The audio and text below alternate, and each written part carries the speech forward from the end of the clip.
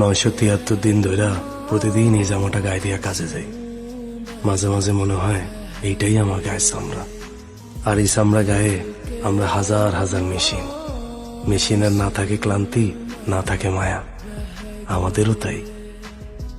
ঈদ মোবারক ভাইয়া। ঈদ মোবারক। ভাইয়া কত আমার জামাটা বেশি সুন্দর হয়েছে না? না ভাইয়া, আমারটা বেশি সুন্দর হয়েছে, তাই না?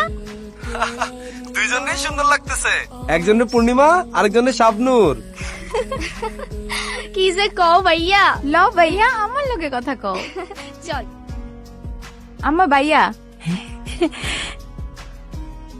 তোর পাঠানো টাকা দিয়াই ওরা কাপড় চোপড় কিনা আলমারি বোঝাই করে ফেলতেছে। তো কি হয়েছে আম্মা, দরকার হলে আলমারি আরেকটা কিনা দিব। তিন ভাই বোন মিলা সারাদিন নতুন নতুন জামা কাপড় পরে ঘুরুম। আসতেছি। আমার রাখি। আচ্ছা বাবা, রাখো।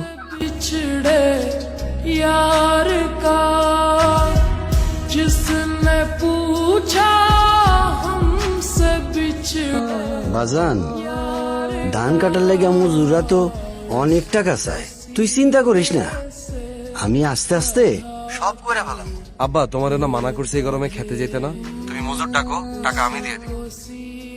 আচ্ছা বাজান, কাতারে কি অনেক গরম? ধুর, কে কইছে? আবু গ্রামের গরমের কাছে এই গরম কিছুই না। भी तन्हा रह गए दिल के अरमां में बह गए।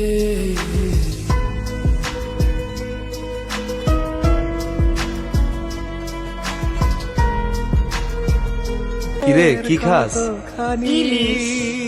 দূর, এটা কোনো খাওয়ান হইলো? তুমি কি খাও? খাপসা। ইস কেমন নাম, খাপসা। আরে এটা আরবের বিরিয়ানি। মায়ের হাতে ইলিশের থেকে মজার কিছু নাই। বেশি মজা হয়েছে রে।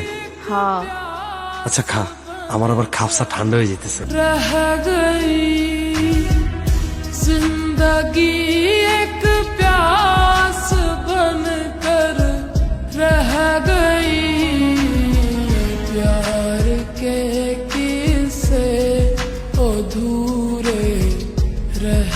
প্রবাসীদের এই আত্মত্যাগের বিনিময়ে শুধু তাদের পরিবারের হাসি ফোটে না, হাসি ফোটে দেশের অর্থনীতিতেও।